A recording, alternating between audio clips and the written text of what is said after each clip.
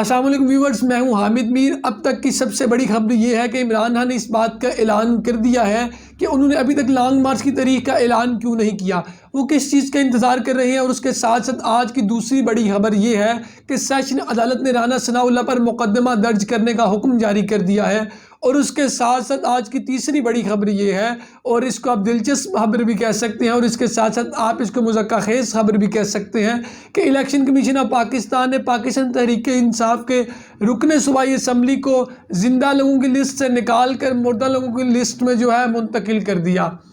یہ ہے، ان کا نام ہے ریاض حیدر۔ انہوں نے جیو نیوز سے گفتگو کرتے ہوئے بتایا کہ مجھ سے کسی ووٹر نے پوچھا اپنے ووٹ کی شکایت کے لیے کہ اس کا ووٹ ایک حلقے سے دوسرے حلقے میں شفٹ کیا گیا ہے، تو اسی اثناء میں نے اپنا ووٹ چیک کیا، تو جب میں نے ووٹ چیک کیا تو مجھے جب میسیج موصول ہوا تو مجھے میسیج پہ بتایا گیا کہ جناب آپ جو ہیں انتقال کر چکے ہیں، تو آپ کا ووٹ ختم کر دیا گیا ہے۔ الیکشن کمیشن بھی کیسے مذکر خیز کام کر رہی ہے کہ زندہ لوگوں کو مردہ لوگوں کی لسٹوں میں شامل کیا جا رہا ہے، اور پھر کوئی عام بندہ نہیں ہے، وہ رکن صوبائی اسمبلی ہے اور وہ الیکشن جیتا ہوا ہے، آپ نے اس کو ہی جو ہے مردہ لوگوں کی لسٹ میں شامل کر دیا ہے۔ اور دوسری بڑی خبر جو میں آپ کے ساتھ شیئر کرنا چاہ رہا تھا، عمران خان نے یہ بات شیئر کی۔ عمران خان نے بتایا کہ ابھی تک میں لانگ مارچ کی تاریخ کا اعلان اس لیے نہیں کر رہا کہ میں سپریم کورٹ کے فیصلے کا انتظار کر رہا ہوں کہ کس وقت سپریم کورٹ ہمیں یہ فیصلہ سناتی ہے، اس بات پر رولنگ دیتی ہے کہ جی آپ کو پرامن احتجاج کرنے کا حق حاصل ہے۔ ان کا مزید کہنا تھا کہ پہلے تو ہم تیاری کے ساتھ لانگ مارچ کے لیے نہیں تھے نکلے، لیکن اس دفعہ حکومت یہ بات یاد رکھے کہ ہم مکمل تیاری کے ساتھ نکلیں گے۔ اور انہوں نے 92 نیوز کو انٹرویو دیتے ہوئے یہ بات کہی تھی کہ ہمیں پتہ تھا کہ لانگ مارچ کی صورتحال جو ہے نہایت ناگزیر ہو جائے گی، نہایت جو ہے وہ مخدوش ہو جائے گی، اور رانا ثناءاللہ نے کوئی کسر نہیں تھی چھوڑی صورتحال کو خراب کرنے میں۔ تو ہمارے لوگوں نے اپنے پاس اسلحہ رکھا ہوا تھا، پسٹل وغیرہ رکھے ہوئے تھے کہ صورتحال خراب ہوتی وہ چیزوں کو مینیج کر لیتے۔ ایک یہ بات، اور دوسری بڑی بات یہ کہ پی ٹی آئی نے اس چیز کا اندیہ دیا۔ چودھری فواد حسین نے گفتگو کرتے ہوئے بتایا، انہوں نے کہا کہ اگر حکومت الیکشن کی تاریخ کا اعلان کر دیتی ہے تو ہم بھی قومی اسمبلی میں واپس آ جائیں گے، ورنہ جب تک یہ حکومت الیکشن کا اعلان نہیں کرتی ہم قومی اسمبلی میں واپس نہیں آئیں گے۔ اور جو رانا ثناءاللہ پہ عدالت نے مقدمہ درج کرنے کا حکم جاری کیا ہے، یہ بھی ایک دلچسپ خبر ہے اور ایک بڑی خبر ہے۔ یہ لاہور کی سیشن عدالت نے وکلاء تشدد کیس پر وفاقی وزیر رانا ثناءاللہ پر مقدمہ درج کرنے کا حکم جاری کر دیا۔ اب جو پاکستان تحریک انصاف کے وکیل رہنما ہیں حیدر مجید ایڈوکیٹ، ان کی جانب سے یہ درخواست دائر کی گئی تھی، اور درخواست میں انہوں نے موقف اختیار کیا تھا کہ رانا ثناءاللہ کے کہنے پر پولیس نے وکلاء پر تشدد کیا تھا، وکلاء کو مارا تھا۔ اور آپ کو پتہ ہے کہ جب وکلاء پہ بات آتی ہے یا پھر جوڈیشری پہ بات آتی ہے تو ڈیفینیٹلی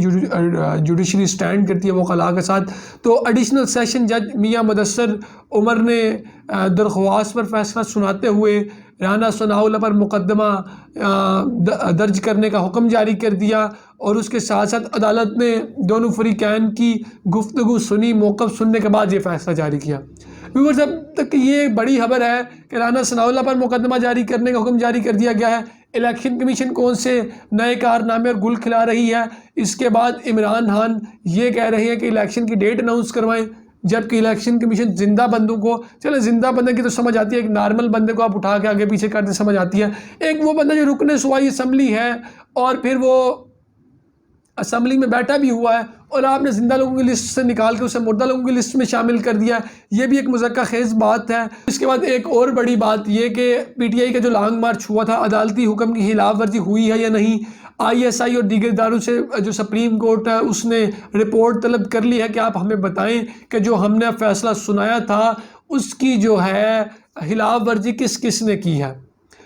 لیکن یہ جو ہیئرنگ ہوئی اس پہ تو اختلافی نوٹ لکھا، جسٹس یحییٰ نے ان کا کہنا تھا کہ فیصلہ سنایا تھا اس کی خلاف ورزی کی ہے، توہین عدالت کی ہے، کہ انہوں نے جب عدالت نے منع کیا تھا کہ آپ ڈی چوک میں اپنے کارکنان کو نہ بھیجیں، تو عدالت میں آلریڈی یہ ویڈیو بھی پلے کی جا چکی ہے کہ جس میں عمران خان اپنے ووٹر سپورٹرز کو کہہ رہے ہیں کہ آپ ڈی چوک میں پہنچے 1 گھنٹے میں یا 1.5 گھنٹے میں بھی پہنچ رہا ہوں۔